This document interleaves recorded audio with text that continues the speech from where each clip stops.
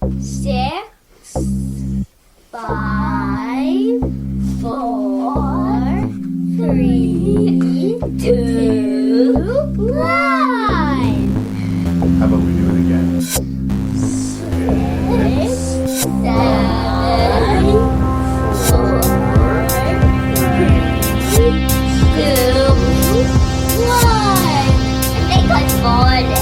Okay, let's try one more I time. definitely. Ready? Making review. Making review. Making review. Say 6, 6, 5. 5, 4, 3, 2, 1. Hello and welcome to the 243rd episode of Rank and Review Horror Remakes with your special guest, Mireille Smith.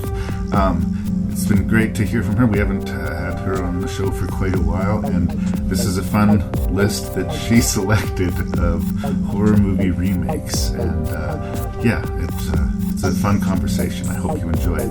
As usual, you should go into the podcast understanding that it's going to be spoilers for the 6 movies being reviewed, and coarse language, most likely from me. You can send your feedback to ranknreview@gmail.com. That's ranknreview@gmail.com. The website is ranknreview.ca. I drop the podcast every other Wednesday, and in time in between, if you're looking for something to jam in your ears, check out the Shelf Shedding Movie Show and the Terror Table podcasts. They are friends of mine, and they're worth your time. Now let's talk about some horror movies remade.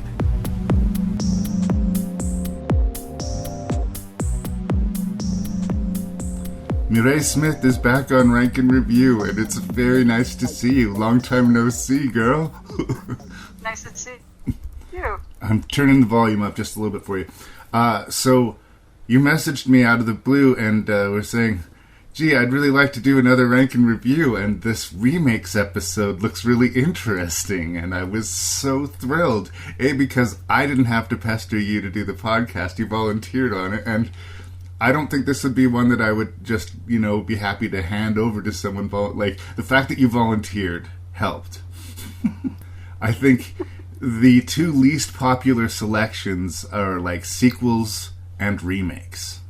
And I think that both of them become loaded with horror fans. So I guess I will start by saying, what do you feel about remakes, and what do you want out of a remake that you're watching? Well, maybe I'll just start by saying that I didn't choose this list because I have any particular feeling about remakes, really, either way.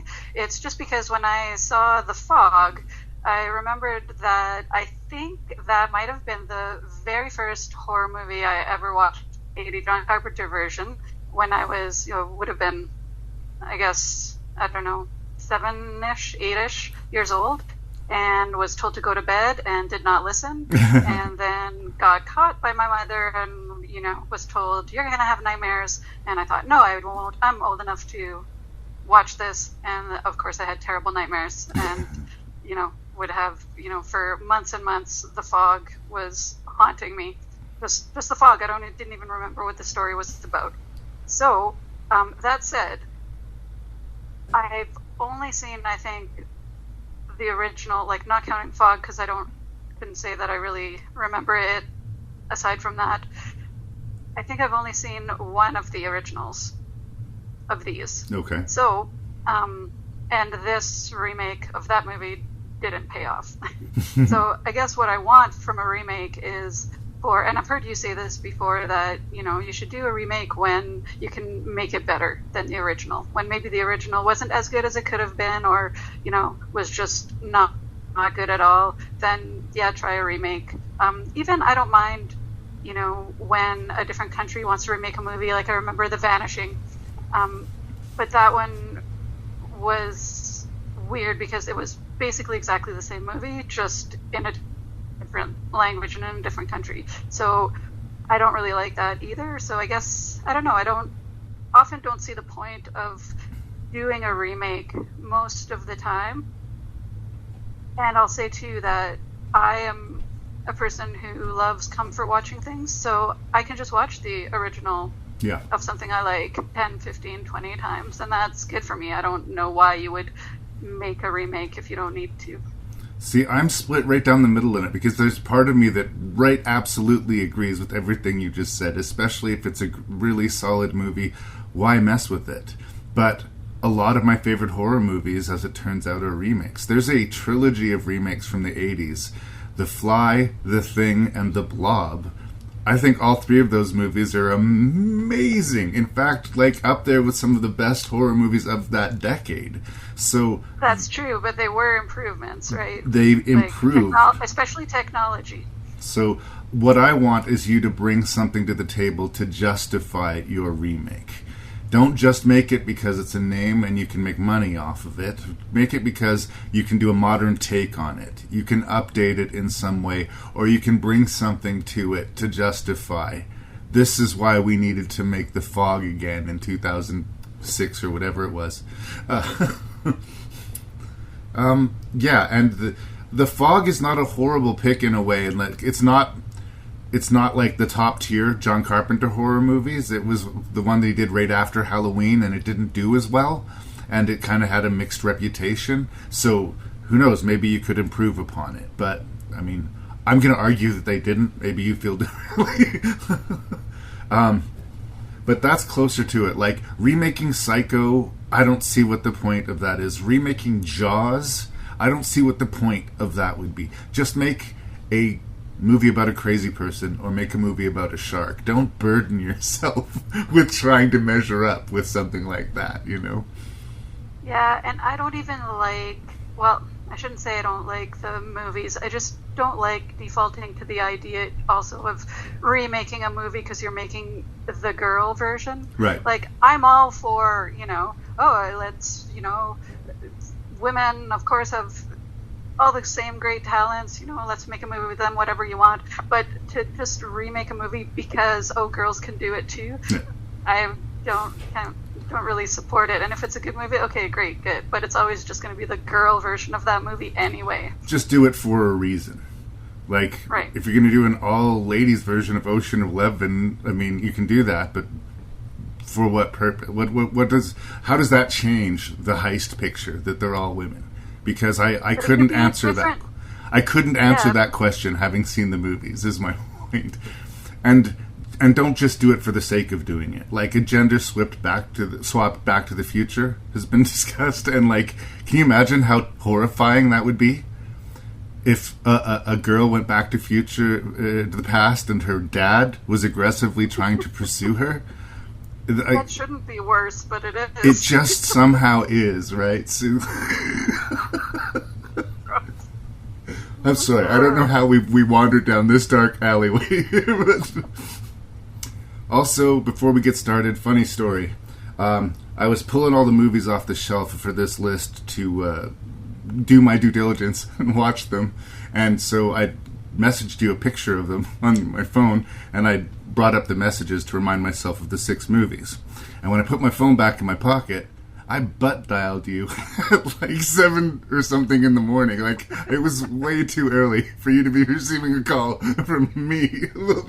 So I was already at work. You were already at work. It worked out. But I can't imagine, like, why is Larry calling me right now? Who died? Right? Like, Jesus.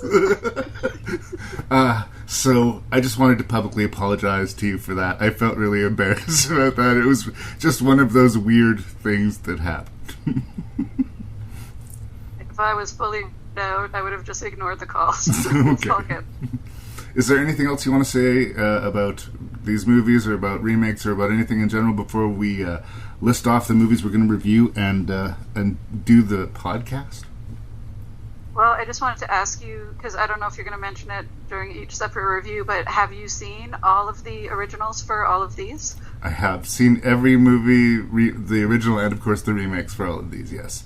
Okay. I didn't thought you rewatch would them have all one. specifically for this podcast, but I have seen the originals for all of them, yeah. Right. So I will. That may factor into my enjoyment. To be fair, sometimes if I am invested in the original, I will have a little bit more of a grudge against a sloppy remake, and maybe that's not fair. But I'm at least going to acknowledge that it's there. All right. So the 6 remakes that Mireille wanted to review, that she specifically chose to review for Rank and Review. We have the Fog remake.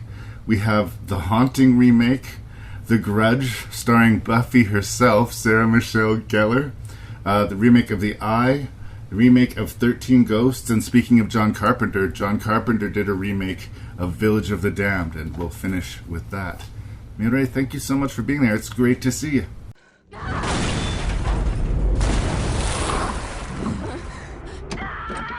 What's happening? They killed him. The fog killed him. Get off the island. Why? Just go. Somebody out here?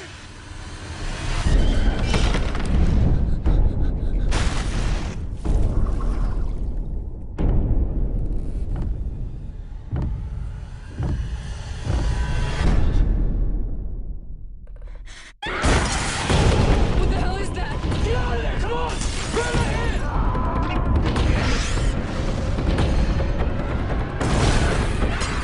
There's something in the fog! Nick!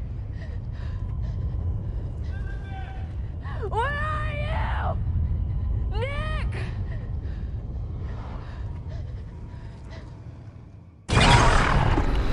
So there's a lot of sad things to say about this Fog remake, but I think the most sad thing to say is that I believe this is the last production credit for Deborah Hill. She passed away before the movie was released, but she was a longtime creative and personal partner of John Carpenter, and she produced a lot of great films, both independently and with him. Like, I don't know. She's kind of an unsung name, but a lot of the horror nerds out there know exactly what I'm talking about and why I bring it up. So there's something nice I can say about this Fog remake to open things up, I guess. I guess I understand the selection of The Fog as a movie to be remade, but if you look at the track record of Carpenter movies being remade, they haven't done super well. But it's a very sort of classic form ghost story. There's a tragedy that happened many years ago.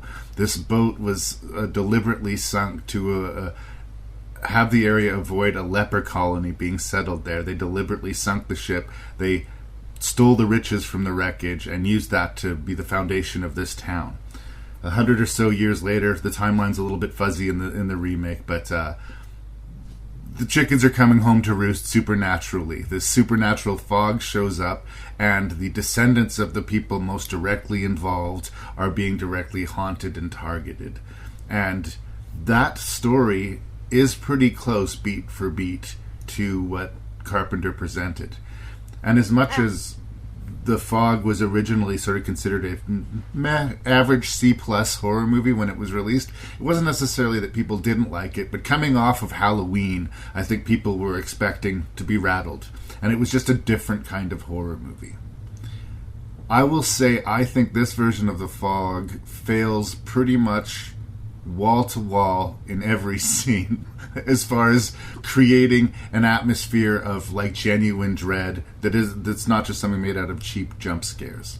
The director made a movie before this called Stigmata that was at least much more competently made, where he was trying to deliver a jump scare. It actually worked, whereas in this movie you felt it coming so completely that I don't know. And I find myself a little bit at war. Like, in some ways, they gave us more depth to certain characters. They gave a history to some of these characters, which were not given in the original, which, as a description, should make the movie more interesting. But, I don't know, I got worn out by all of the flashbacks, and I was really confused at how this movie, full of death and zombies and ghosts and whatnot, was trying to give us this, quote, happy ending, full of death and doom and evil prophecy. I guess I can say it's quick, it's 88 minutes, and it's professionally executed, but it went right through me. I felt nothing watching this movie. So that is not high praise, but I am happy to hear a second opinion. we're pretty much on the same page for this one. And yeah, it was kind of shocking that it was so, I mean, I didn't want to use the word boring, but it was kind of boring. But because the effects of the fog and a lot of the visuals were, pretty high standard for a shitty movie, and it was just odd that way. And you were talking about the depth of the characters, having a little more history than in the original. So I was wondering if, because they kind of gave us backstory on the current characters, but kind of for no reason.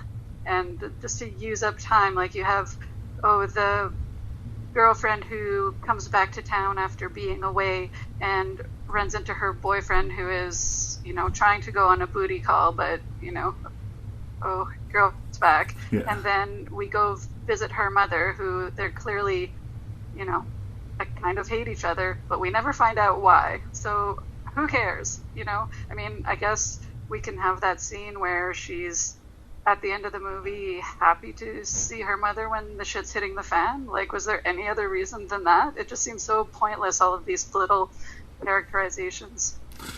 I mean, maybe she was coming home to fulfill a destiny. It wasn't about rekindling her relationship with the ex or repairing her clearly fractured relationship with her mother. But there was a prophecy that was going to be fulfilled, whether she knew it or not. She was being drawn back, and it was so. But again, play that. Oh, sure. I just thought that it was like what they showed us on the way was just kind of superfluous. Pointless. Yeah, no, I agree. And a lot of the times when you think, oh, this is going to come up later, it really doesn't. There's a scene where a character locks himself in a freezer, and it says that the fog couldn't get him in the freezer. So I clocked that. Oh, that's gonna come up later. No, it's not gonna come up later at all. Well, and that guy's been accused of killing the other people on the boat. And yes, we see him being interrogated by the police and stuff while he's in the hospital, but there's just no jeopardy after that. He runs away from the hospital, and that's all. I also didn't like that character, so it was hard to invest in him. He was supposedly like the comic relief character, except everything that he said that was supposed to be funny made me angry somehow. And there's this terrible scene where they're like, he's hanging out on the boat with these two girls, and they're like dancing, floating in this like disgusting fishing rig offshore. It's like, this does not seem like a really good time to me. This is just like gross. I don't know. I don't want to be judgmental.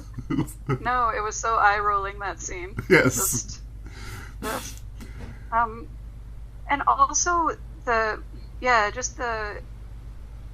it was really confusing that they weren't able to create any tension, with all the visual effects and stuff. But part of it, too, was the acting. I mean, the main character, Maggie Grace, is that her name? Yeah. She, I mean, I don't know that she's necessarily a bad actress, but one scene where she's woken in the night by a noise, she gets up to go investigate, and there's actually a not bad effect of dripping footprints on the ceiling that she's kind of following, but she doesn't seem surprised or scared that this is happening. She's just kind of, look at that. And she, follows them out. And of course she's in her underwear, puts on a sweater, and goes outside to investigate in her underwear, like everybody would do. Well, right? I don't want to be mean to Maggie Grace.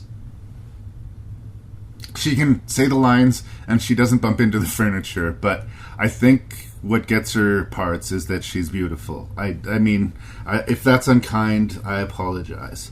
But, I mean, she's mainly known for the first couple seasons of Lost and the Taken franchise. I was going to work in a cheap joke when we talk about the end of the movie, when the ghosts take her away, that maybe a ghost Liam Neeson could come to her rescue in an ill-conceived sequel. But don't make a sequel to this movie, please. There was one visual effect that I really liked, actually, though. At the end, when they all end up in that little museum and the windows are blowing out and everything's happening, there's these glass cases that kind of explode, and the glass kind of rotates around a character for a little bit and then, crashes into him. Yeah. That's a great description, I know, but that was cool looking. It's hard to, I've seen it, so I know exactly, you nailed it. But, again, there's a character, I was saying they gave us more for other characters. I think they kind of underserved the preacher character. In the original one, he finds out this false history, whereas in the remake, the Maggie Grace character does. And he kind of accepts his fate and tries to take himself as a willing sacrifice on behalf of the town, you know. In this one, he's just a drunk who gets killed, and we don't care. Like...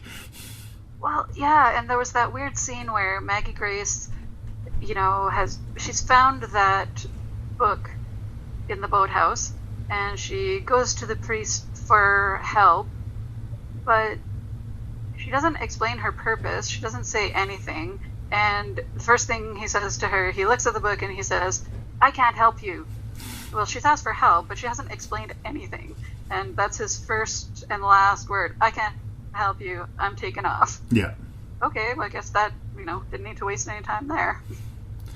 But again, there's a few points in the movie where I could say, like, they definitely paid attention in the first movie and tried to course correct certain things.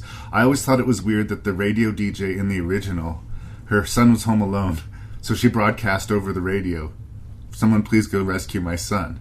If it's my kid, I'm getting in my car and I'm going to go rescue my son, right? And that's what happens in this version. But there's no rules to these supernatural creatures. Like, there's a scene where a lady's doing dishes and the hand pops out of the sink and grabs her. And it seems just by touching her, she disintegrates and is like one of the claimed victims. And Yeah. but other people are touched by the ghosts and that doesn't happen. And Maybe they're not part of those families. yeah, where they appear, how and when, like they're after that little kid for sure. And there's a I don't know, he's got a family history with it as well, but it wasn't clear cut to me what the rules of these creatures were. And I guess if it's a problem shared in the original. In the original, it seems like everything stopped, and you're like, well, that's kind of weird. They didn't fulfill everything in the prophecy. And then the big twist is, oh, here they are again, and yes, they're fulfilling the prophecy. The twist this one goes for is that, like, yeah, the epic tragedy that starts this ghost story is awful, and, like, they were wronged. So their vengeance is considered some kind of a positive victory, but I don't feel like anybody who is being murdered here deserves to be murdered. And I don't feel like Maggie Grace going to live to this zombie Pirates of the Caribbean ghost life in the ocean is better for her than where she was when we started with her at the beginning of this movie. And if I felt like it was a destiny for a character that she was embracing, or the other way, that she wasn't, but that she was helpless to and terrified, like, neither of those things happened. That's how I don't feel anything. Scene after scene happens. People die. Revenge takes place. Ghosts show up. And I just... straight-faced. Nothing's happening. Yeah, but now that we're talking this through, like, the ending, it doesn't make sense, because she... even if Maggie Grace, you know, becomes the ghost and becomes his wife, like, his wife died. She died in the original tragedy, yeah. He's abandoning his ghost wife to take on this new, young, living, newly ghost wife. Right. How does that make any sense? But as soon as she arrived, all their skin cleared up, so maybe that's what her purpose was. Right. They were less zombie, you're right. I'd forgotten that. But it's a pretty forgettable movie. And it's unfortunate that this was the end. This is the one that you wanted to watch to get you to watch this podcast. So unfortunate, but I'm not going to pretend that it's something it is not. I've run out of things to say about it. Too. I'm sorry, say that again? Continuity errors too. Okay. Like the at the beginning when they're driving through town, big, you know, pulses go through the air and his truck windows shatter. And then the next time he's getting into his truck, it's all fixed. And I don't think he took the time to go down and, you know, get his windows replaced. And later on in the movie, after they've rescued the kid and they're driving through the fog and stuff is happening, the truck crashes and they show Maggie Grace in the truck kind of, you know, having her whiplash moment. Right. But then later on, she's in the middle of the road help me. But she didn't get thrown from the vehicle. She was in the truck. So, yeah. Sloppy. Not good. Sloppy. Yes. And I think one thing, and it's a Maggie Grace thing, but we're going to see it in other movies too, in this list. People waking up in the middle of the night looking fucking fantastic. Like, makeup, hair, amazing. Yeah.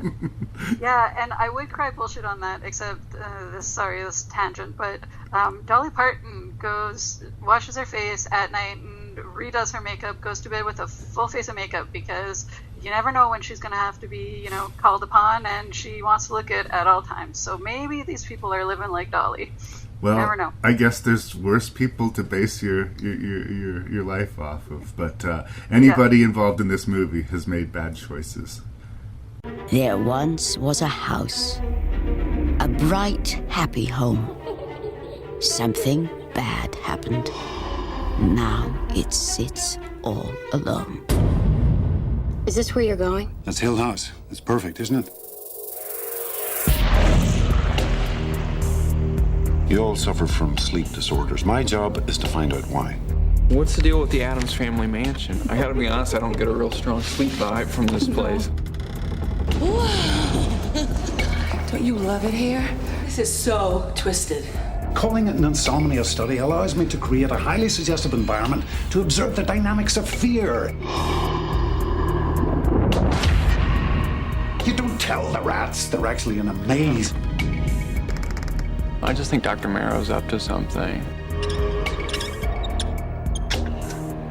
Have you ever kept something to yourself because you were afraid? All the time. I'm sorry. You scared the... All right, so The Haunting is based off of the Shirley Jackson's Haunting of Hill House, which is one of the best novels on the subject of haunted houses, arguably written, at least in the English language, that I'm aware of. I'm a big fan of it, and I'm a big fan of the movie from the 60s, which is going to be a problem going into this movie. It's also funny, this movie came out in 1999, which was an insanely good year for movies. So, like, even the bad movies were kind of spectacularly, memorably bad. Deep Blue Sea and The Haunting remake came out this year, okay? So, it's directed by Jan de Bont, and he was a very capable cinematographer throughout the 80s and early 90s. And then he directed a little movie called Speed, and a little movie called Twister, and a little movie called Speed 2 that we'll just forget about. But, like, Speed and Twister, say what you will, maybe they're guilty pleasures, maybe they're not, but they're amazingly well-made thrill ride movies, I think. Twister's not going to teach you anything. It's an incredibly dumb movie, but all of the thrills work. So when I hear that Jan de Bont is going to be directing this Haunting remake, I don't know, like, he can definitely deliver action beats, he can handle special effects movies, he can handle a budget, but horror is a different kind of thrill. Horror is a different animal. And the novel and the 60s adaptation of the novel dealt in subtlety and psychology. Two things that Jan de Bont just was not built to deliver us. Okay? It's amazing how it's a cast full of people who I, as a rule, like. I'm not the biggest Catherine Zeta-Jones fan, but I don't think she sucks in the movie. I usually like Lily Taylor, but I do think she kind of sucks in the movie. But it's not scary. And worse than that, it's not interesting. And I don't understand the changes that they make. By having the Liam Neeson, the doctor character, not just investigating a haunted house, but lying to them all about it being a haunted house and having it be like he's doing a terror study, but he's telling them that they're there for a sleep study or an insomnia study. Why? And it makes us not like him, who's a character that we should at least, if not like, anchor with, like he's an important component of the movie. And he becomes not quite a secondary villain, but like that's how he's set up. I don't know. it's supposed to be this visual spectacle and this sort of jump scare carnival ride, but I don't remember a single jump scare that actively worked for me. And I can say that, yes, I'm impressed with some of the set design, and this CGI effects are dated, but I will begrudgingly say, for the time, some of them do the job. But generally speaking, I found the movie infuriating. The first time I watched it, I thought it was one of the most, aggressively frustrating, completely missed the point and boat of the original story remakes that I'd ever seen. Watching it again now for the podcast, my hatred burns less bright, but again, I cannot find any merits to recommend the movie. I mean, if you're a fan of cool cinematography or set design, turn the sound off and play your favorite album or something. But, dear Lord, for a movie full of, or at least a story full of great characters, great suspense, and great supernatural, twists and turns, this movie is endless. And once again, the worst curse you can put upon a horror movie, kind of boring. That's where I start on the Haunting remake. So, yikes. Yep, I pretty much agree with you, with everything you just said. I wouldn't go so far as to say that Lily Taylor sucked, but, I think it's not her fault. Agreed. That her character was stupid. But she was supposed to be naive and stuff and cute, and she did that and stuff, but, yeah. And again, we have a situation, and this is going to come up again in one of the other movies, but the comic relief character is, Owen Wilson in this example is just annoying and just totally out of place. He just seemed like he was, a cartoon character in a real life drama, It was just weird. It was an Owen Wilson role. He was Owen Wilson playing Owen Wilson, and he didn't seem to know why he was there, and that's because there was no reason for him to be there. His character doesn't contribute anything. He's kind of I'm sorry, I interrupted you. No, I just said his character didn't really contribute anything in the end. Right, except that he was the only person who kind of clocked what was going on early on, I guess. He sensed that Liam Neeson was full of shit quite correctly. I guess he did sort of play that note. But, look, in the original novel, Eleanor is this incredibly fragile woman. Her entire life has just been an ordeal. She's getting her first taste of freedom. It's like she's a naive teenager exploring the world for the first time, except for she's 33 or something. And this is the great adventure of her life. This is this thing that she's been waiting for, something that's really going to happen to her. And the house latches onto her and wants to take her in. And the movie turns it into Lily Taylor needs to free the children of the ghosts by sacrificing herself to the house. She gives herself to the house. She's not taken by it. It's like they took all of the good ideas of the novel and said, how can we fuck it up? And yes, I understand that character is meant to be vulnerable and impossibly naive and just such a raw nerve of need and love. She falls in love with everybody she talks to within the first few minutes, She just need. And that can be wearing on an audience. But if you have a really good actress and a sound script and you're selling this character who has a real purpose and a journey to go on, a place to go to, then you'd think Lily Taylor would be the girl who would take us there. I've seen her do great things in the past. So I am going to side with you and say that it is the screenplay, but something about it, she was driving me crazy. I was having a hard time being sympathetic towards Eleanor. I wasn't understanding her decisions. And in other passages in the book or in previous incarnations of this movie, I just chalked it up to her fragility or to her naivety and just pitied her instead of being, Jesus, girl, why are you doing this? Yeah. I mean, aside from the statues moving, which just did not look good or creepy or scary at all, there was a really weird scene where Lily Taylor has climbed up these winding stairs to kind of I don't know, like an overhang thing. And for some reason, everybody else thinks she's in danger. She doesn't look to be in danger. She's just standing there. She could climb back down if she wanted to. But Liam Neeson decides that he's going to go save her. Yeah. So he starts climbing this, this rickety, winding metal stairway thing that starts falling apart. He keeps saying, "Trust me, come on, come on." So she's going to leave this place of relative safety to jump on this falling apart staircase with him. And he's the biggest, heaviest, clunkiest guy up there. Like, if someone has to climb the ladder, send Owen Wilson or send, someone lighter weight. Like, she made it or up. Say to her, come down. Her, perhaps you should come down. Yeah. There's plenty of different, better ways to handle it. And that's the movie through and through.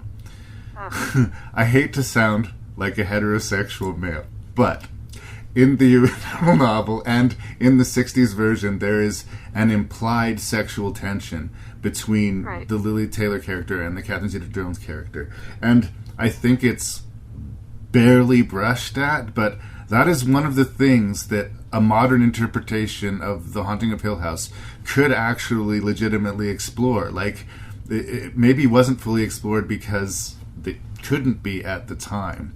They end up sharing a bed because they're scared and they don't want to sleep separate, but there could be more to it than that, and they could have played with that, and I would have appreciated it. Yeah. No, I agree. They were a teeny bit flirty when they first met, but that's it. Yeah.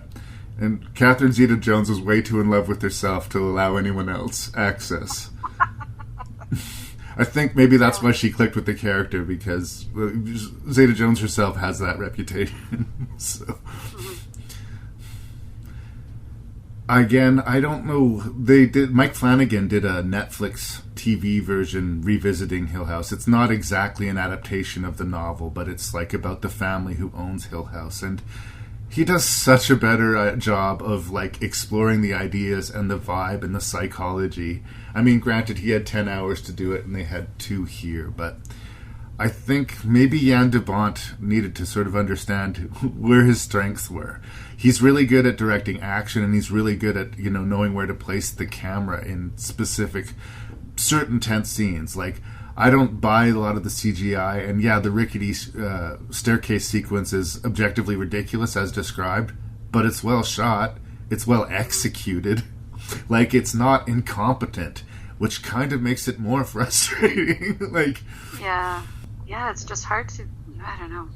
Oh, I meant to ask, I was going to look this up, but I forgot. Like, I couldn't remember if that family history angle was part of the original story or not, or was that an addition? Like, that she was related to the... No, I don't believe that she was related, or if that's the key, I don't remember that specifically. Like, she was one of the children who had escaped and whatever, but I do feel like she had a destiny. The original movie of The Haunting from the 60s has this huge dump of exposition at the beginning. Like, the first 8 minutes is the history of Hill House, when it was made, why it was made, the tragedies that happened. Like, he built it for his fiancée, but she died just as she laid eyes on the house, and people who worked there committed suicide, and an old woman died in a very similar way that Eleanor's mother had died.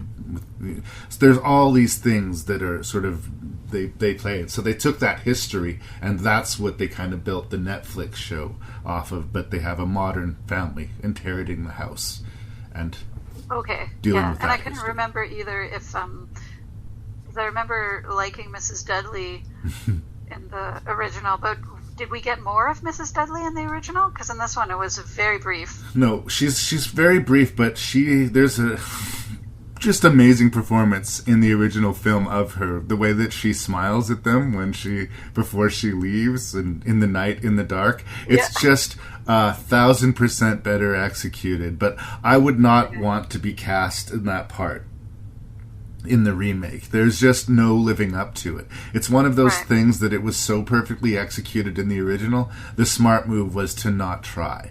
Like, when they redid the Texas Chainsaw Massacre, they didn't bother with the hitchhiker because they knew they weren't going to out crazy that hitchhiker. It was foolhardy to try. right? So they changed it. And those are smarter moves. But this was not a movie. All of the changes hurt the story and kind of insulted the story. I remember watching it in the theater, and when the CGI sculpted hand grabbed Liam Neeson and dunked him in the fountain, and that was his, like, conclusive, okay, it's all real, supernatural, like, I was like, this should be a breaking your mind sort of moment for this character, not only as a man of science, but as the position that he's put all of these characters in. And Liam Neeson does not suck as an actor, but that scene just does not fly. Like, well, that just happened seems to be his reaction, and same with the audience. Thumbs down. Yeah. And just one final thing. Just watching through the movie, I got the feeling that the first time the statues move, it was kind of meant to be a surprise, you know, even if it wasn't scary or whatever. But I watched the trailers to just kind of jog my memory before this. They show you absolutely everything. Yeah. So even if that was one thing that could have, you know, maybe been a nice surprise to a viewer, totally ruined. No. And I think that the kid ghosts could have worked, but less would have been more. I think instead of those heads fully turning, if their expressions just changed subtly from shot to shot, or a little bit of, like, the curtain faces or the hands in the sheets or whatever, but they just drew it out so long. Yeah. I liked the curtain faces. I did not like the full sort of ghosty apparitions that came out that looked very Casper-y and weird. This was not a movie that needed to be remade, and if it was to be remade, I think it needed to be handled with a lot more respect and tact, but that's just me.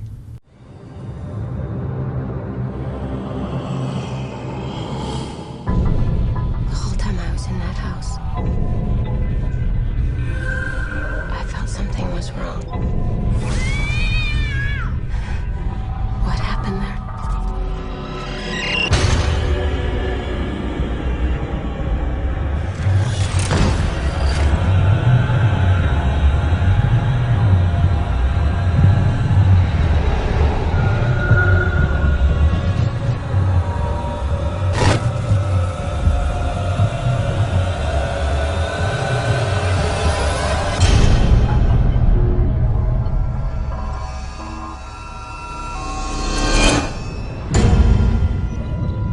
So Sam Raimi wanted to contribute to sort of helping introduce the West to sort of Eastern horror movies. And part of that was just redistributing some of them this side of the ocean. And part of it was remaking some of them in English language to make them quote-unquote more accessible.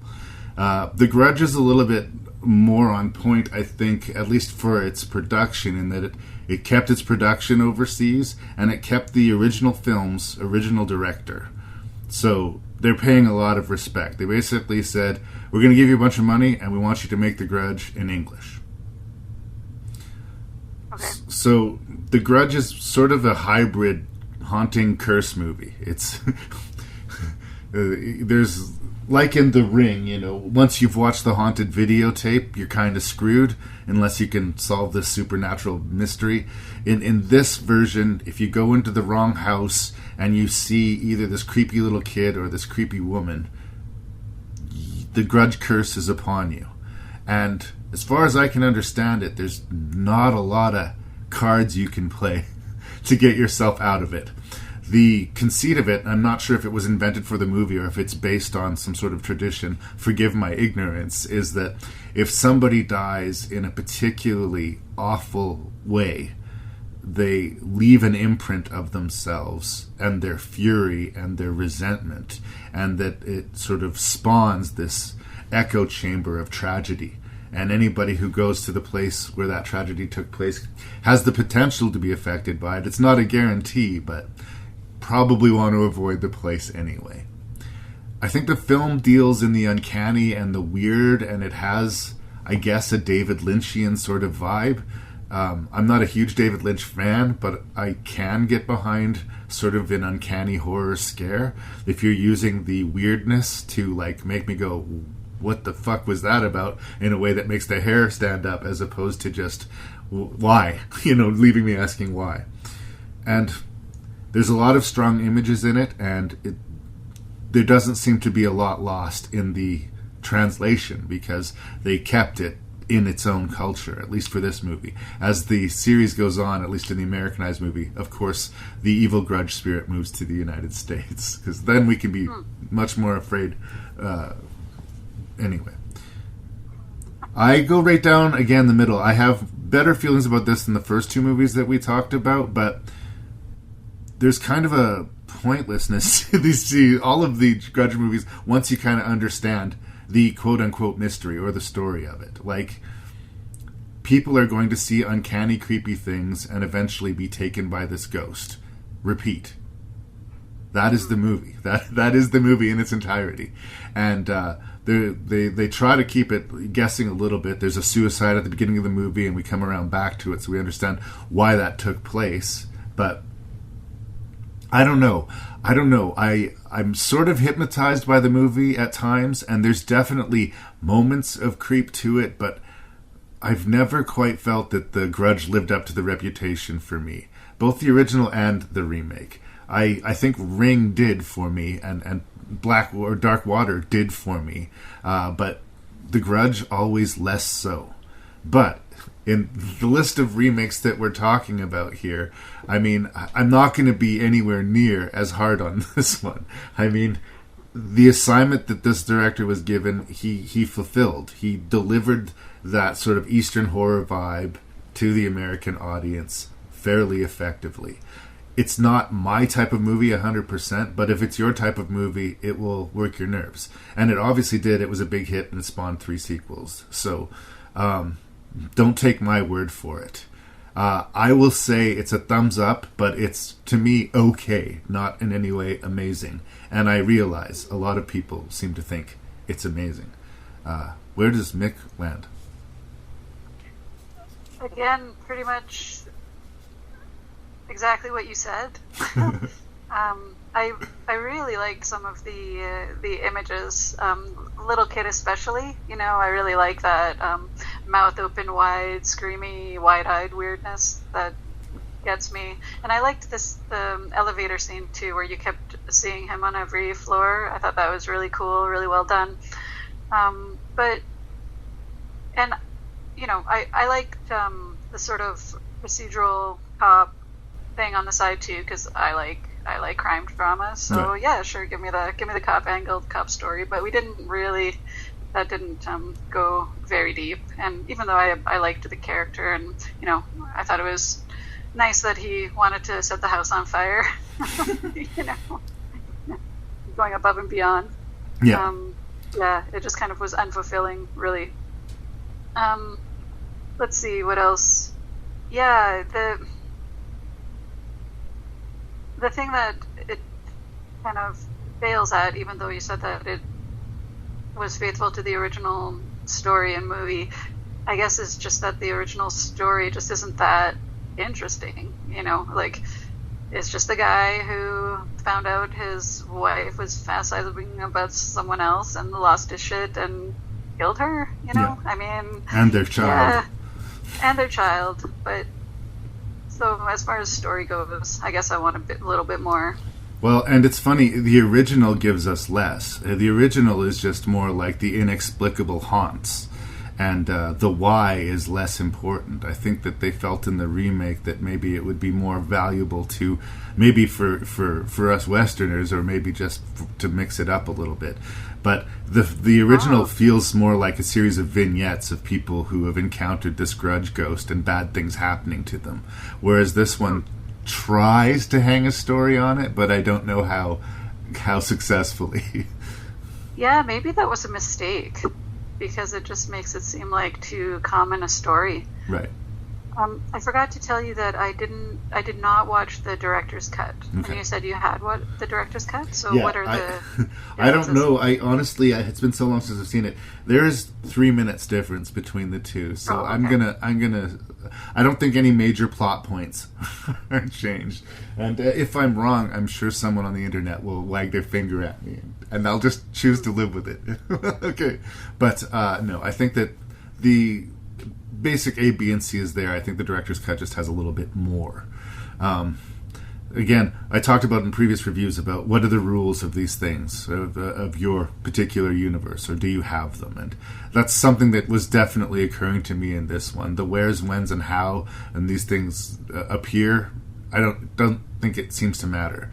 It's sort of like asking yourself why the little kid makes a cat sound when he screams. It's just that's what the little kid does, and deal with it. And that is, like I say, the uncanny Lynchian thing that sometimes works for the movie. But there's no puzzle to be solved in that respect. Even if you find the solution, yeah, the ghost exists because she was murdered, witnessed the murder of her child before she died, and you know, had this terrible, terrible fate. But that's great that you know that. You're still being haunted by this ghost. It's still going to kill you, and it still doesn't really matter that you figured that out. And in a lot of other ghost stories, and these movies have recognized it, The Ring most famously, we've seen so many of them that we know once they find the remains of the wronged spirit, that everything's going to go back to normal, everything's going to be good. Or once we know why this is happening, that they'll be released from the curse. And The Grudge never gets you that. That's sort of the point. Like, we are just bad feelings and retribution, and there's no talking to us. But for that level, there's no talking to the movie. There's no engaging with your villain beyond that. So it's kind of hard to believe that they've managed as many sequels as they had. Like, Sadako is creepy looking. She looks really weird, and the way the bone cracking, the noises she makes, and when she finally is shown coming down the stairs, it is, you know, an evocative horror image. I understand why people are into it. I get it, but I've never lost any sleep over The Grudge. It's never got to me. Whereas I when I was introduced to The Ring, which was with the remake, I was like, this is like a next level ghost movie. Like, it felt like a ghost movie that I'd seen before, and then it became a ghost movie that I hadn't seen before. And The Grudge, I kind of is approaching that, but I don't know. For me, I'm more of a Ringu dude. What can I say? Yeah, and I didn't like, I guess it's a personal hang-up of mine, I don't like it when they don't let us know what characters are saying. So I don't speak Japanese, so there were scenes where, you know, the Japanese cops were speaking amongst themselves, and we didn't get captions for that. Right. You know, and I don't think that denying us that dialogue is heightening the tension or anything like that. I'm just annoyed that I can't know what they're saying, you know, so I don't know why they make that choice. Unless it had been a choice or a theme within the movie. Part of her problem was that, you know, she was seeing these inexplicable things, which she was having trouble explaining to herself, but the language barrier was preventing her from explaining it to other people. Like the fact that she wasn't at her home, and it wasn't her culture, and it wasn't, you know, she was already out of her comfort zone, and then this happened. Oh yeah, I guess what they're sort of making us experience, how her feeling of isolation and stuff, blah blah blah. But she can speak Japanese, at least a little. Yeah, but that's just it. I would say if they had played that beat, then that would be more justified. But they kind of didn't, or if they did, that was a lot of it was left on the cutting room floor. But in the end, it doesn't matter, and I think that that's the truth of a lot of scenes. Like Bill Pullman and Clea Duvall, we see their backstories and what happens to them, but really, all of that time spent on them, it doesn't really matter in the end. You know, this is all leading to the same place in the end. And can I spoil The Grudge 2 for you? Sure, go ahead. At the end of the first act of The Grudge 2, Sarah Michelle Gellar's character is killed off. Nobody... What? I'm sorry. Spoilers. Nobody can escape this thing. Like, you see it, you're fucked, the end. That is the movie. And I think we, or at least I, needed more. Yeah. Good enough?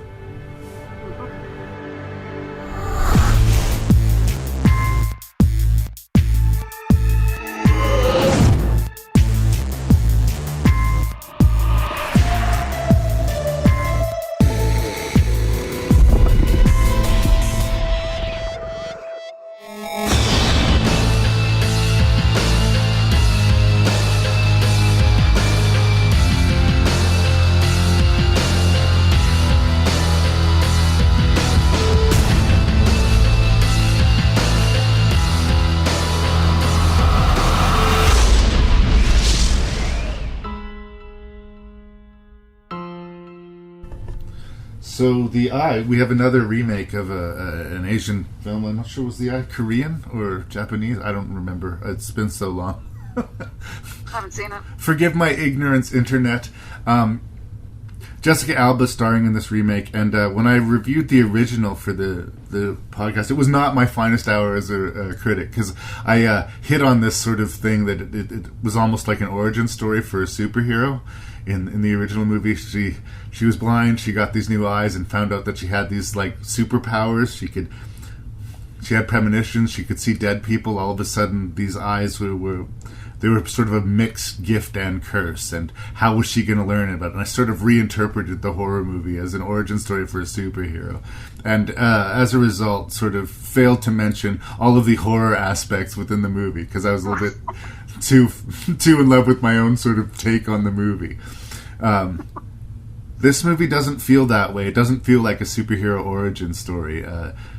Jessica Alba plays the main character, and there's a kind of a debate that goes on about Jessica Alba as to, is she another Maggie Grace? Does she get cast because she's pretty, or does she get cast because she can act? And it's a tough one to answer, because I've seen her be good in movies, and I have seen her be terrible in movies. And this one sort of lands in the kind of middle, in the sort of bland area for me. The movie indulges in something that I've noticed that almost every Hollywood movie that involves blind people does, though. Notice that all blind people in movies are beautiful. They're like Audrey Hepburn or like Val Kilmer or you know, they're just always super pretty people who are blind. And I don't know, I hate to be the cynical asshole guy, but I don't know that this blind woman gets up in the morning and does her makeup perfectly and has her hair just so to put out to the world. It seems strange. Jessica Alba seems like a strange choice for this role, in that they want to use her for her beauty in that way. And I don't, maybe I'm naive, maybe blind people are super conscious about that, or it's just something that I clocked as I was watching the movie and was distracting me.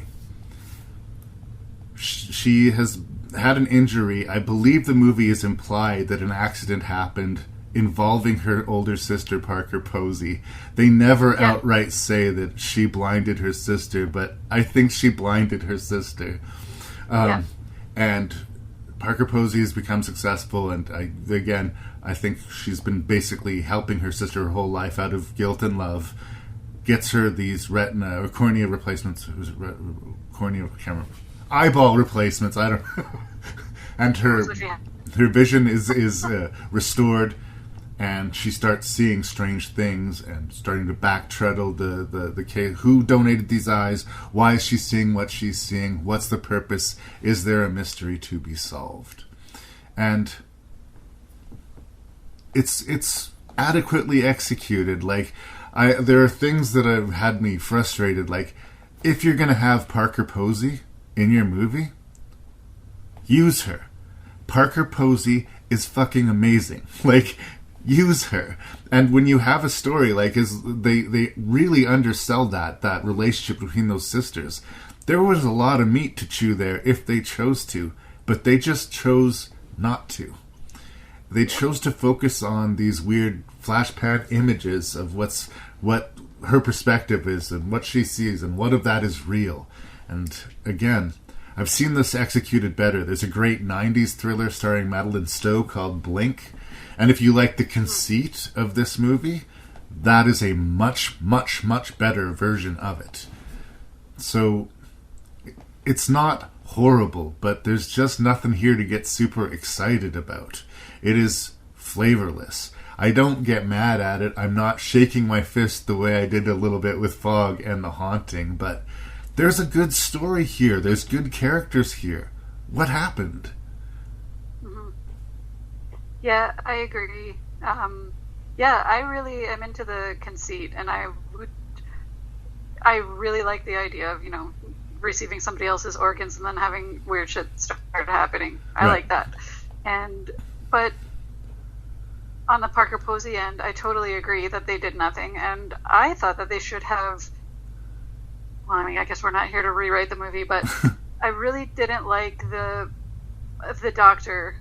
He's so unprofessional and abrasive, and I get that they're trying to give us the okay, somebody doesn't believe her thing. Like, if we need to have those scenes, sure, but why didn't they put that with the sister instead? You know, if they need to have that, put it with the sister and have the doctor be a professional. Yeah. You know, someone who doesn't yell at his patients because she's not recovering the way he wants her to. I just thought that was, I didn't like his character at all. And then when he finally decides, oh, I believe you, I'll drive you to Mexico. Yeah. I didn't like that. But on the other hand, I did think the actual story was more interesting than a lot of the other ones, and yeah, the effects were well executed and everything else. Where do you land on Jessica Alba? Because I just don't know. I thought she was fine. Okay. Didn't stick out to me as being, if I'm comparing her and Maggie Grace, as you brought up, I would, give Jessica Alba way more points than I would give Maggie Grace. But yeah, I mean, again, same thing I said with Lily Taylor, but I don't think that necessarily her blandness was her fault, I guess. Kind of her character seemed to be written in such a way that there wasn't much more to add, maybe? Yeah. I'm not an actor, so I guess I can't say how much more you can add. Well, just trying to bring variety to it. If you're not given variety, it makes it a taller order. But I don't know. It's sticky. I feel like there's a lot of missed opportunities here. I've fallen down a few weird YouTube rabbit holes, but you can see videos of like people who get cochlear implants turned on and they're hearing for the first time, and like just having their entire world rediscovered and blown, and sometimes weeping because they can't believe how much they've been missing out on. And she hasn't seen since she's a child. And like there's this scene where like she's having the bandages taken off and she's going to take in the world for the first time, and like that could be an amazing, powerful scene, and it just kind of sits there for me here. Again, it's just like the relationship between the two sisters. Like, that could have been really powerful if they just tried a little bit. They were much more interested in the hyper-editing, super weird visual, like, interpretations of what she's seeing while her eyes are adjusting to the new world, and the difference between what is reality and what is either ghosts or premonitions. And what do the eyes want from her? And that's when it gets really sticky, entering into the third act. Was she there to find out the fate of the person who donated their eyes to her? Or was she there to save people from this catastrophe that was going on? And why, and this is true in both movies, is she blinded at the end of the movie, and that considered somehow a win? Mm-hmm. Yeah. Well, I think that she doesn't, until she's discovered the donor, until she's discovered who the donor is. So, I mean, her quest begins just to kind of find out what's happening. And she thinks the answer will be with the donor. So I don't think she's not pre-programmed for all of this saving people stuff, but when she's in the moment, she decides that's what she needs to do. And I think in this kind of story, rightly so, because you have to sort of solve your thing before you can move on. With regard to her being blind again at the end, but now she's not wearing her sunglasses anymore, so I guess she's accepted that this is how she's meant to be, blah, blah, blah. It's kind of a little bit trite.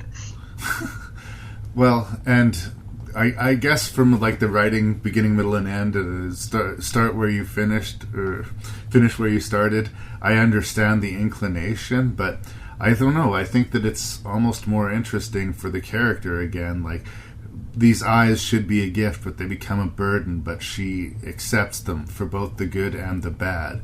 It would be like if in The Sixth Sense, instead of teaching Cole to cope with seeing dead people, he just gave him pills so he didn't see dead people anymore. You know? I didn't. It just sort of takes away some emotional resonance, or potential emotional resonance, you know? Like, I think, either way she ends off, she's this strong, powerful woman. She got through this supernatural mystery, and, she doesn't need her eyes to be all that she can be. She's a capable musician, blah, blah, blah. I get it. But I think it would be as or more interesting to see her complete that journey and no longer be scared of her power and embrace her new vision and embrace the world and hug her sister and see her sister and forgive her sister and her sister believe her. Like, again, all of this stuff that should be in the movie that just isn't. Yeah, I didn't think of that. I like your ending better. Thanks. All movies would be better if I wrote them. Yeah, there always has to be one scene that, you know, I'm rolling my eyes out, and for this one it was when, of course, she's outfitted her apartment with lamps in preparation for her seeing, but when she starts seeing all these visions and stuff and wants to go back to the dark, she just is in a frenzy and knocks all the lamps to the floor. I mean, she could have just turned them off. I mean, I know she's not familiar with lamps necessarily, but like, wreck everything all the time just because you're in a heightened, you know, emotional state, I think is just, I don't get it. I'm just not that way. I don't want to have to clean up after. I don't understand these outbursts that people have. I don't like it. No, don't destroy your own house. That's not productive use of your emotions. Exactly. But again, her wanting to go back to being blind is her, like, sort of retreating and saying, no, I don't want to deal with this. I want to be safe. I want to be, you know, weaker somehow. And I think her retaining her sight at the end would have been a stronger character beat. But I guess I'm just repeating myself now. Yep. Anything else you want to say about the eye? No, I didn't have anything else. What the hell was that?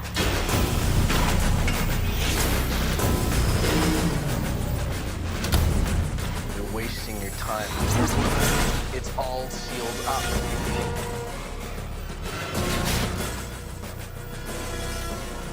This house is not a house. We're in the middle of the machine, powered by the dead.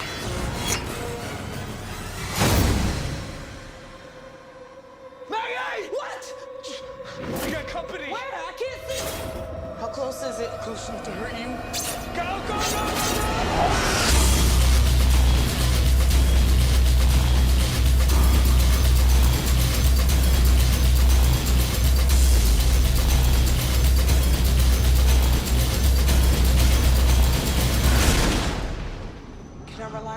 To get me killed? I guarantee nothing. Of all of the remakes that we're talking about, 13 Ghosts is by far the one that I was the least invested in. I watched actually on YouTube the original 13 Ghosts, and it's super cheesy, super kitschy, and frankly, I must confess, super forgettable.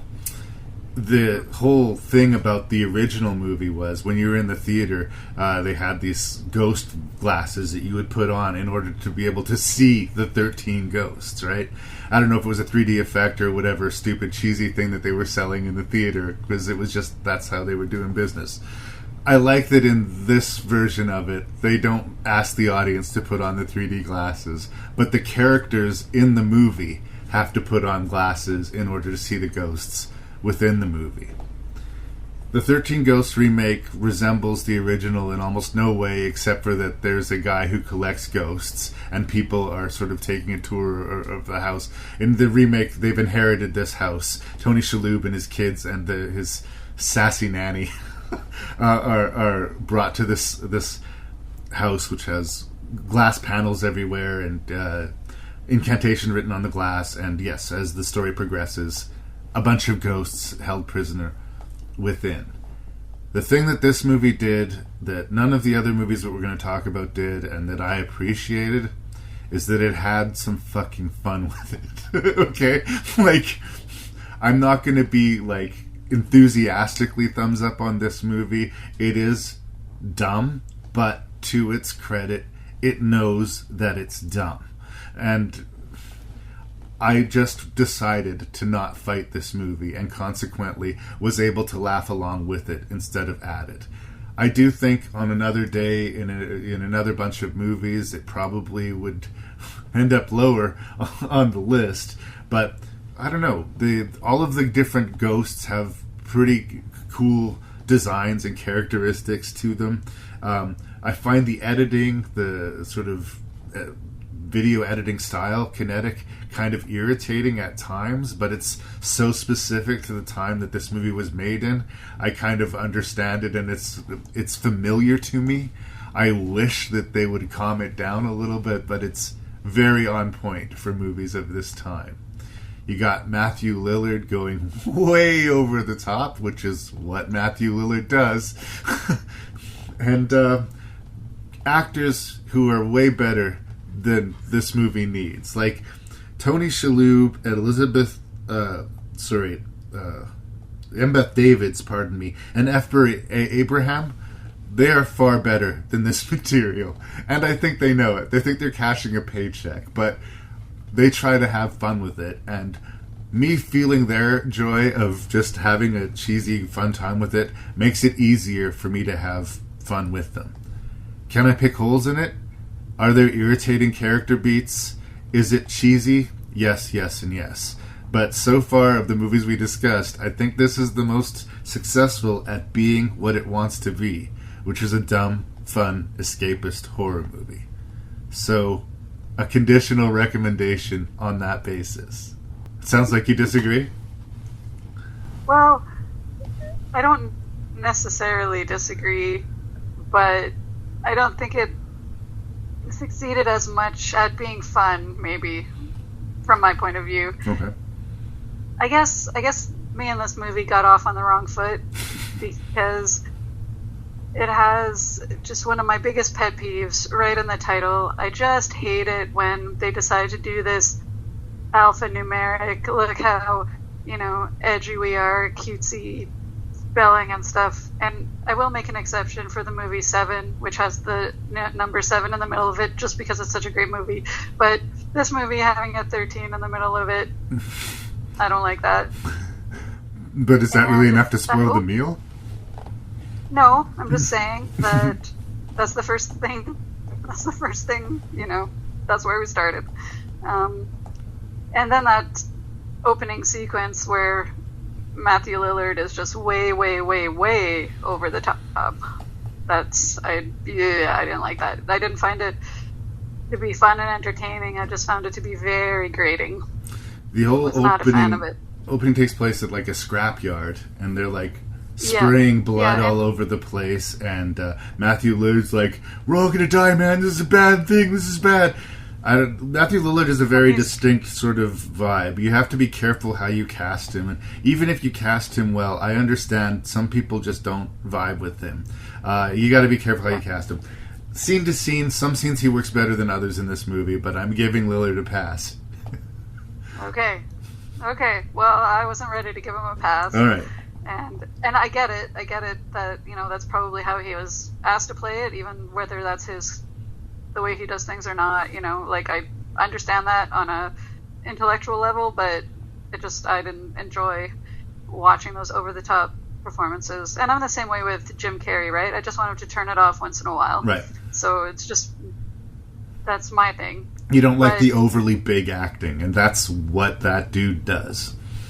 Yeah, and when he finally calmed down at, later on in the movie, which he does a little bit, then, I thought it was fine. It was okay.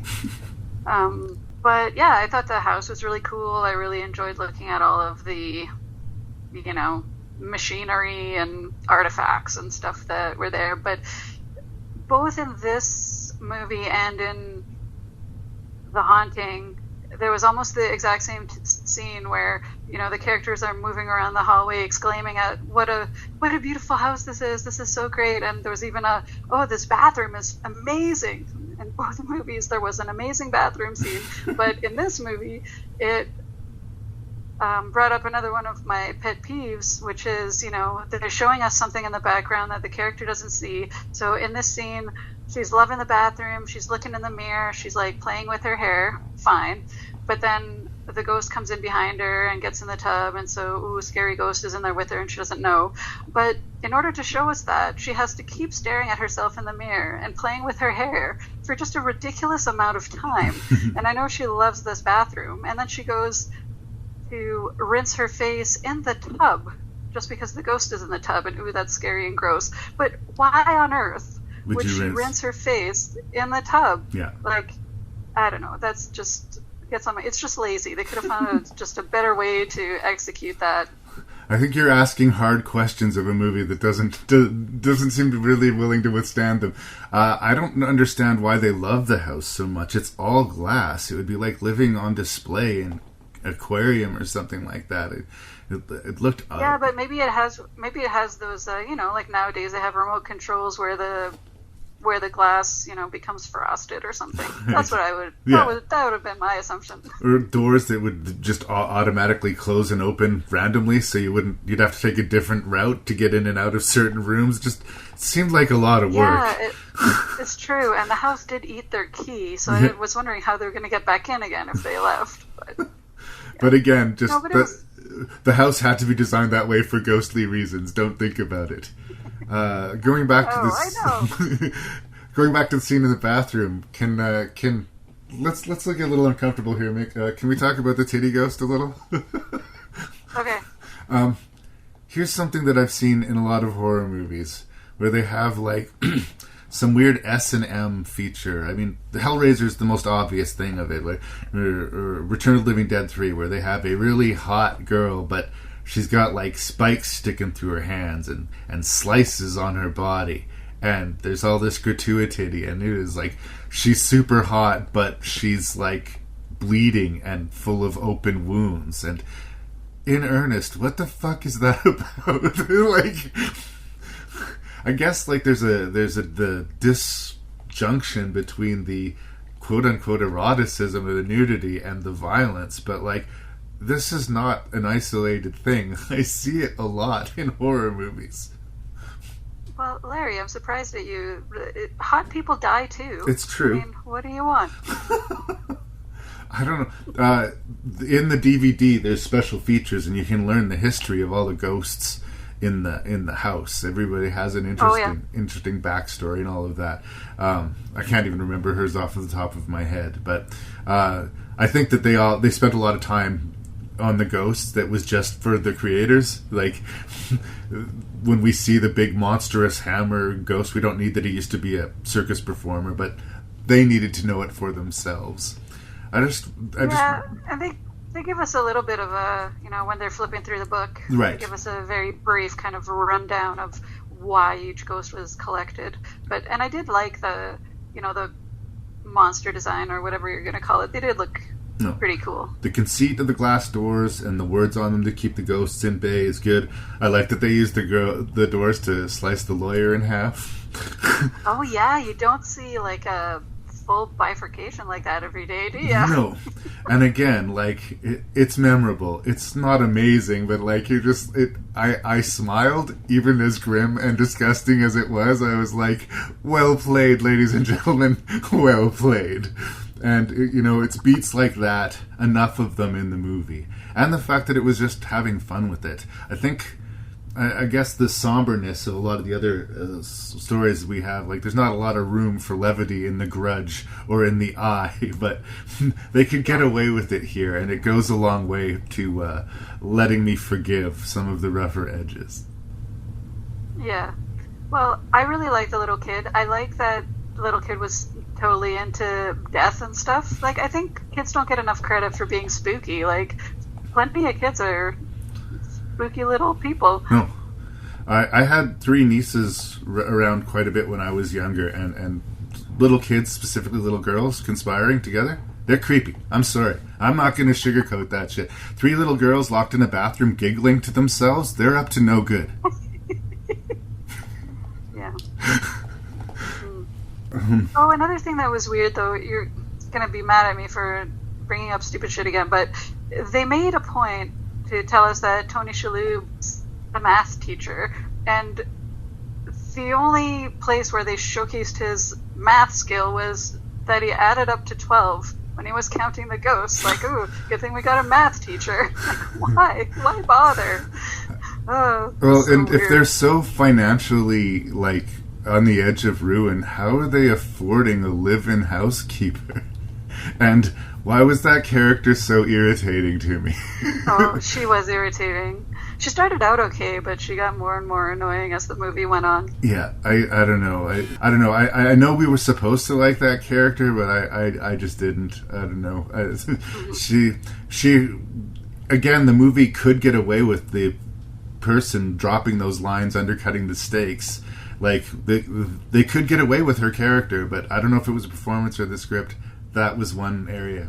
She was my Matthew Lillard in this movie, I guess. Okay. Yeah.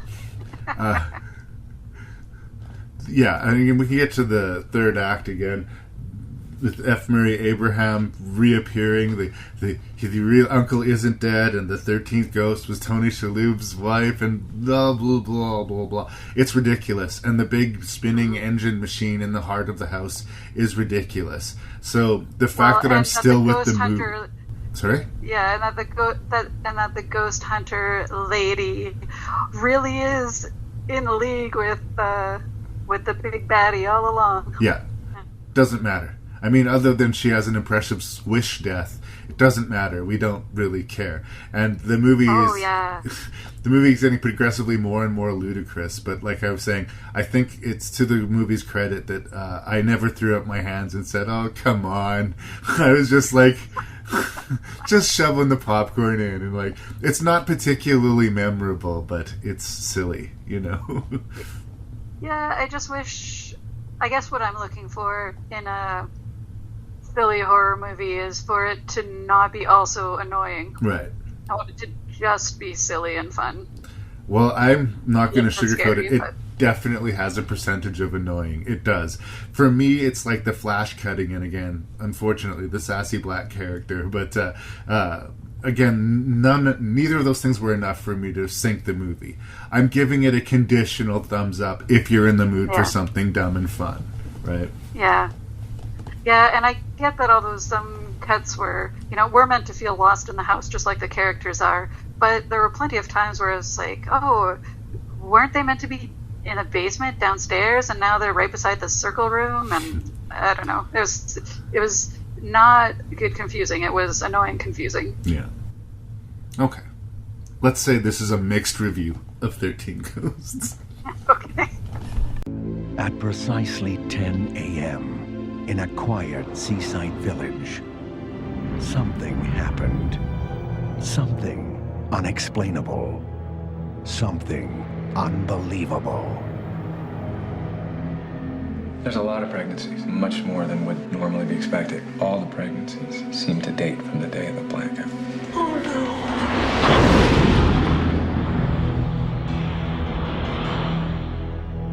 Now, this town is about to discover that looks can kill. There have been a few casualties. I should say accidents that might be related to contact with the children. My daughter was involved. Who are they? They have one mind that they share between them. Father? Let us pray. You've been discussing us with Dr. Vern. What did she tell you? You're hiding something.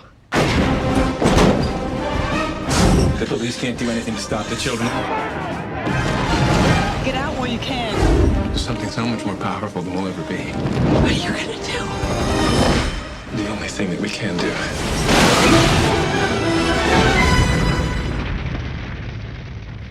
You can't stop us, Don't try. So The Village of the Damned is a remake of a movie called The Village of the Damned, which is an adaptation of a novel called The Midwich Cuckoos. And I think that the premise is rock solid. And since John Carpenter's directing it, I kind of came into it when I originally saw the movie in the early 90s, quite excited, on board. And it hurt me because I ended up walking away pretty disappointed originally. Like, if someone was to ask me where it would rank in Carpenter's films, I would say pretty low, honestly. Coming to revisit it, on one hand, I actually did find a lot more to like in the movie. But on another hand, it really does stand out in Carpenter's work as feeling tactily a little bit cheaper and more slapdash than a lot of his movies did, and not fully embracing atmosphere. Earlier in this episode, we talked about the remake of The Fog. In John Carpenter's Fog, the first 10 minutes of the movie, we get like shots of the town all over the place and eerie supernatural events happening, setting the tone, like really letting it sink in.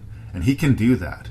And in this movie, the premise, like, everybody in this small town falls asleep simultaneously. There's this border around it, and if you cross that border, you fall asleep. You're a part of that. And the powers that be, the government at large, basically quarantine the area and try and figure out what's going on, but no easy solution comes to. And then everybody wakes up, the barrier seems to disappear, problem solved, except no. Every woman within the barrier of age to bear children is now pregnant. And the horrifying emotional weight of that and the repercussions of that is almost entirely skipped over in the movie. They seem to be in a terrible rush to get to the creepy white-haired alien children, which, to be fair, has some entertainment value to it. But the first act of this story is so full of terror and psychological poison that this is where you make your meal and set the table for the rest of the thrills. And I think if that had been handled better, the rest of the movie would have worked significantly better. But because they seem to be in such a hurry to get to those kids, a lot of that is missed. And it's surprising. He did this movie called The Prince of Darkness, which is like kind of a zombie movie when you break it down. But again, before it turns into a zombie movie, he spends 50 minutes getting into the vibe and the tone and the feeling. This is something that Carpenter can and has done, and he chooses not to do it here, and it's mystifying. But what does work basically, I think, which I might have dismissed in my disappointment in the past, is once we do get into the movie, I started to get a little bit more involved, as much as I was disappointed that they didn't, again, make a proper meal out of the setup. The creepy kid stuff works better than I remembered, and the second half of the movie does start to get more of a pulse. But it's hard not to consider this a missed opportunity, considering the quality of the story and the quality of the director. But whereas I used to say it was kind of a bad movie and disappointing, upon revisiting, I'll say it's disappointing, but it's watchable. It's not the bottom of his catalog. It's just, it remains a kind of curiosity and a missed opportunity, I think. That's where I'm starting. Well, I guess I agree with what you're saying. I had seen this movie, but a long time ago. I didn't remember much about it, but I remember thinking that this movie was really cheesy.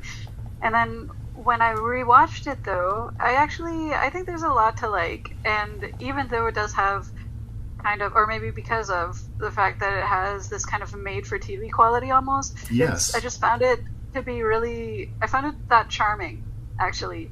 And I really, I don't know, I thought there was a lot to like. And just a bunch of moments, because when is this set, like mid-90s, early 90s or something? But, simpler times when doctors smoked. Yeah. And, and I don't know. I just, I enjoyed it. Yeah. I did superficially enjoy it, and like you say, you hit that right. The TV movie vibe. It wasn't a TV movie, but it really does at times feel like that. Like there's almost insert commercial here moments at times, and it has a bit of a TV cast. I mean, Kirstie Alley's in it, obviously, but there's something. I don't want to talk ill about Christopher Reeve, but there's a little bit of like car salesman to Christopher Reeve. There's something like, I don't know, like he never disappears into a role. The dude played Superman. He's a movie star. You just sort of, I don't know. He's not bad in the movie, but he never vanishes. He's Christopher Reeve. And Kirstie Alley, once again, I think she's good in the movie. She might have been crazy as a person, but I do think Kirstie Alley had game as an actress. Yeah, I do too. She chain smokes through the whole movie. Again, I don't know if that was written into the script or if that was just Kirstie Alley, It is interesting to think, what would the powers that be do about a situation like this? And she offers money to any woman who wants to keep the baby, and she offers free abortions for anybody not wanting to keep the baby. They don't go out of the way to make her a villain, but you do get the feeling like she knows a lot more about what's going on that she's letting on. Right, and I found it refreshing, frankly, that, you know, when she was having her town meeting and offering up abortions, we did not have that scene where a character jumps up all righteous and says, the Lord, you know, whatever. So thank goodness for that. Yeah. There's also, I'm blanking on the name of the actress here. She played Natty Gann in The Journey of Natty Gann. She's Meredith Salinger? Meredith Salinger, thank you. She has this really thankless role in the movie where, like, she gets pregnant and it causes all these issues with her family, and then the kids say awful things to her and she ends up committing suicide. And I either feel like more needed to be made of that or way less needed to be made of that. I just wasn't sure what that contributed, where that area of the story happened. Again, if you weren't going to pay that attention to the psychological damage or to the fear of the pregnancy and all of that, why just whittle it down to that one character, right? Well, I thought that the purpose of that was just sort of in order to I thought it was characterization for the boy who didn't have his partner. So because it's kind of because of her that we see that he's maybe developing empathy and that he's maybe like different from his, you know, alien brothers and sisters. He is an outsider to them, yeah. Yeah. Yeah. But I don't think we ever manage pity for that kid. I don't know. I mean, just because, you know, it's through his mother that we're seeing him. And, you know, she's prepared to sort of try whatever she has to kind of free him from his purpose. Yeah. Or his, you know. I thought I did feel a little bit sorry for him. I think he has a bright future, Larry. Okay, good. I wasn't sure. Those kids were creepy. We don't like them. But the tragedy and the weight of the tragedy, I think, is underserved. Like, a teenage girl found out she was pregnant and ended up taking her own life. Christopher Reeve's wife, after her daughter makes her boil her own arm in a really well done scene, commits suicide. And, like, I don't know, I felt like we needed to sit in that a little bit more. Yeah, I do agree with you that, especially what you said before about the psychological horror and everything not being given enough weight. But I did enjoy all of the different deaths that the people were subjected to from the children. And it made me wonder, like, are they kind of just taking from the minds of the people they're committing to death for how they're doing it, or are they imagining, oh, I want this caretaker dude to walk backwards up the ladder and then, you know, fling himself off, stab himself into a rake, land on the gun. Yeah. Well, it seems like child logic. That's a thing that a child would think of, maybe. Also, the PG TV aesthetic pays off when it suddenly becomes really graphic and grim for just a split second. And you all of a sudden you thought, whoa, where the shit did that come from? Yeah, like the dude at the first dead person we see who happened to be barbecuing, grilling hot dogs when everyone fell asleep, and of course he fell asleep face down onto the barbecue. Well, and that one character falls asleep in his car and gets exploded. There's a lot of accidental deaths that happen as a result of the falling asleep. But another thing that doesn't get mentioned in this that is in the source material is that Midwich is not the only community that this is happening. There's like several communities around the world where this is happening simultaneously. They do? They do mention it. They mention it, and that those towns were destroyed. Yeah. I think, if I remember correctly, that's how they introduced that they're going to destroy this town if they can. If it comes to that, yeah. Right. Okay, sorry, I misremembered that. Yeah. But I think the apparatus of the government around it, once we slowly start to realize how big this thing is, and that there's these creepy kids to represent all over the globe, like, you feel the ticking clock. Like, yeah, maybe Christopher Reeve was able to save this town, but this is happening all over the place. There was a sequel to the film called Children of the Damned, which I'm sure I will at some point get around to reviewing, but they didn't get around to remaking it. I feel like I was focusing on the negatives. It mostly does work. I don't know, I have a little bit of reservations. The glowing green eyes and the white mop tops on all of the kids sort of splits me down the road. Is it creepy or is it silly? It's right riding the line for me. It's kind of like in Firestarter when Drew Barrymore's hair starts to flutter. It's like, I see what you're going for, you guys, but I'm just not quite sure. And I've never been 100% quite sure about this version of Village of the Damned. And that makes me uncomfortable because I love John Carpenter. So he did make In the Mouth of Madness in the same year, and that movie is amazing. So maybe he was weird, right? Yeah, maybe he was running low on steam, or I don't know. I'm making excuses. Or he just wanted to do something completely different. That's right. I don't know. For a different audience, I guess, maybe. Well, my love remains large for Carpenter. You're not going to hear me talk shit about Carpenter. Yeah. The one thing that I really didn't like, though, was I guess they're using this as the reason that nobody ended up wanting to get an abortion, was that weird dream that they had where they're, I don't know, communing with the celestial whatever. That was cheesy beyond the charm. Yeah. I didn't like that.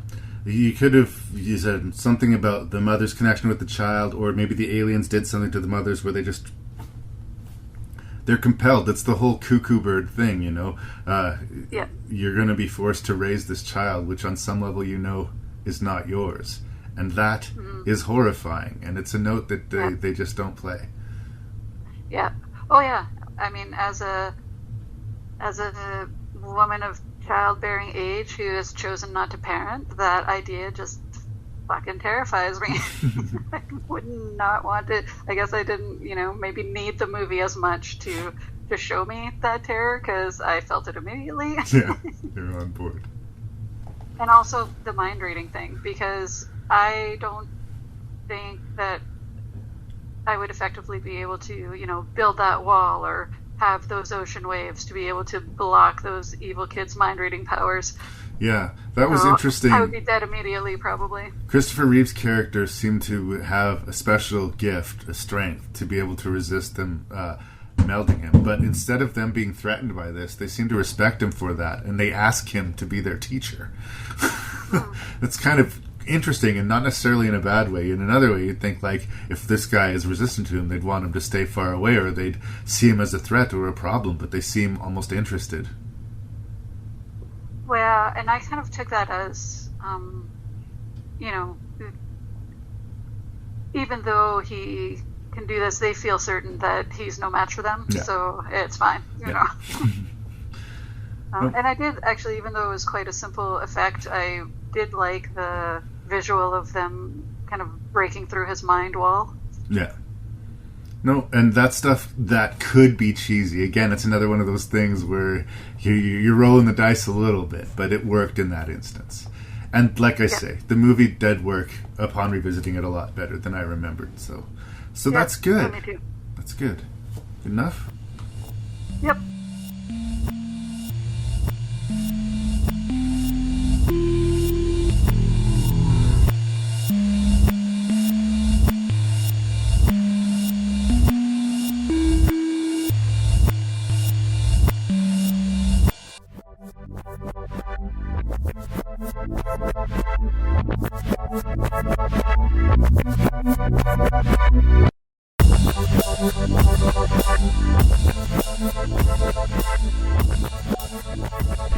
Alright, so that was 6 remakes reviewed and now about to be ranked. Mireille, thank you so much for diving on this grenade.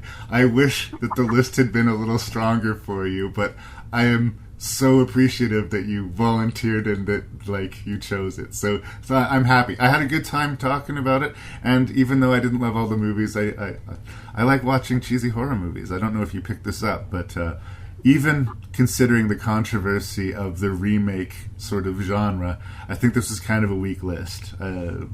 Honestly, if I'm real. But where do you land on it? What was your least favorite of these 6 remakes and why? Number 6, The Fog. The reason that you wanted to watch the movie. The reason I wanted to watch the movies on this list is my least favorite.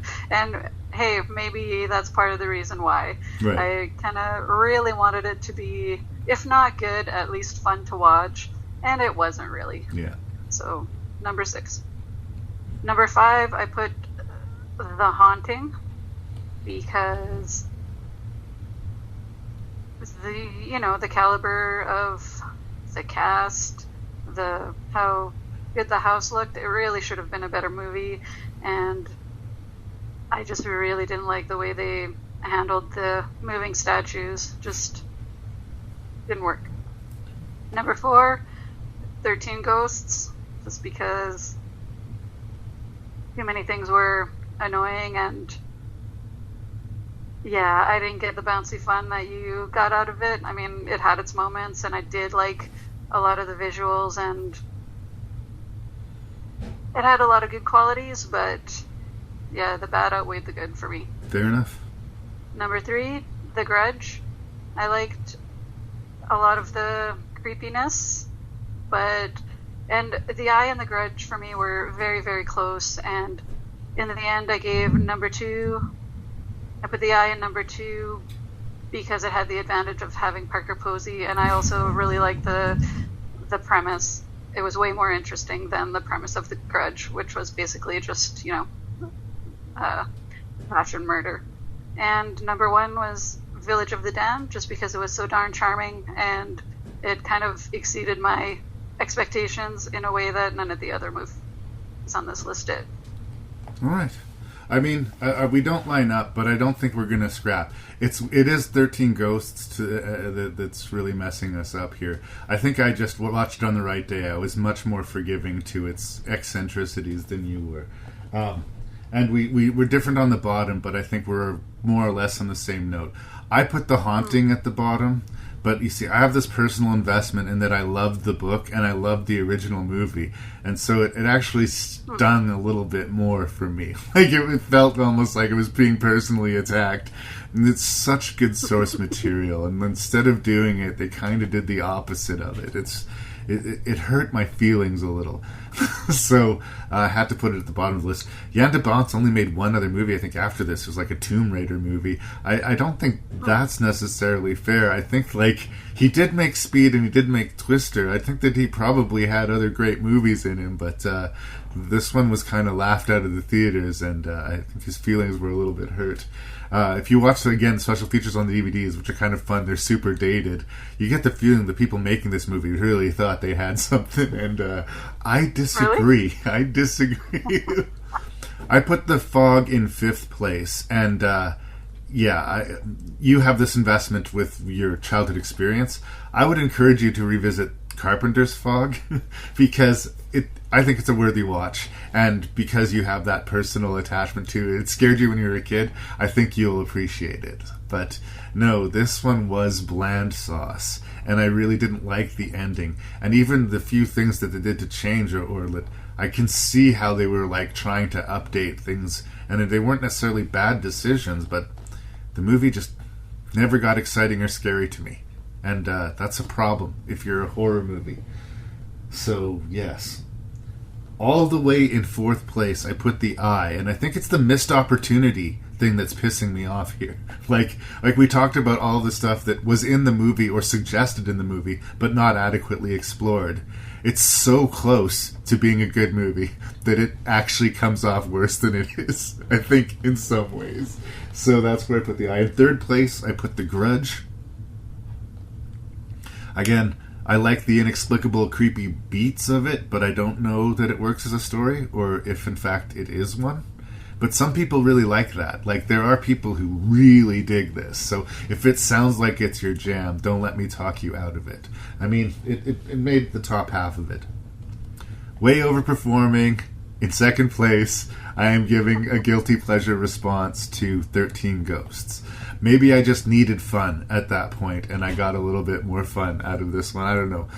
Maybe when I watch it again someday, I'll go, Jesus, Larry. Or maybe it's just a real representation of how weak this list truly is. But it had energy and a sense of humor, and that was lacking in a lot of these ones. So I gave it second place. What can I say?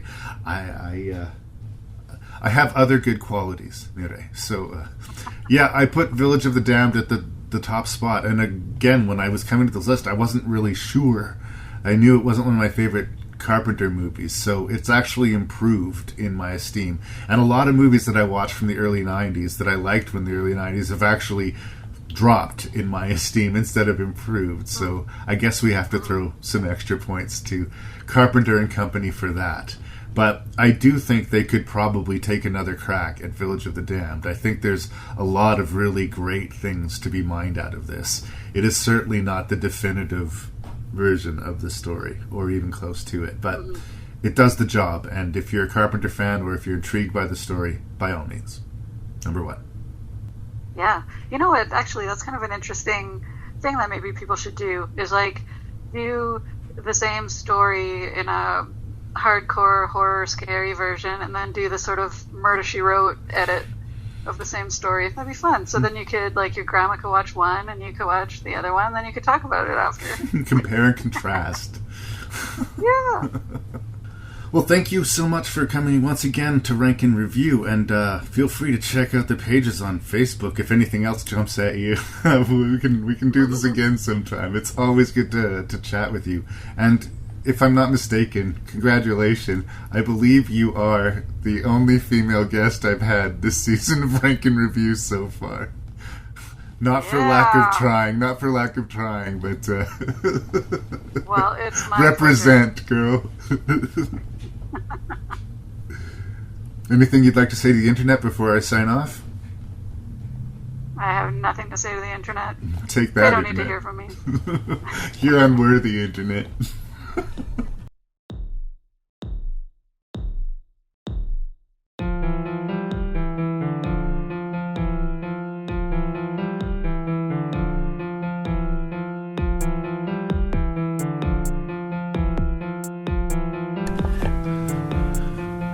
And there it was. The 243rd episode of Rank and Review has come to an end. What did you think? How did we do with that rank? Were we too hard on these remakes? Were we not hard enough on these remakes? Do remakes suck? Or was this just a particularly difficult list? Send your feedback to ranknreview@gmail.com. That's ranknreview@gmail.com. Check out the website and listen to some old podcasts at ranknreview.ca. Please tell your friends about the show, and check out the Shelf Shedding Movie Show and the Terror Table podcasts. I drop every other Wednesday. Thank you so much for your ears. This is your host and Random Canadian Larry Parsons, and I'll talk to you soon.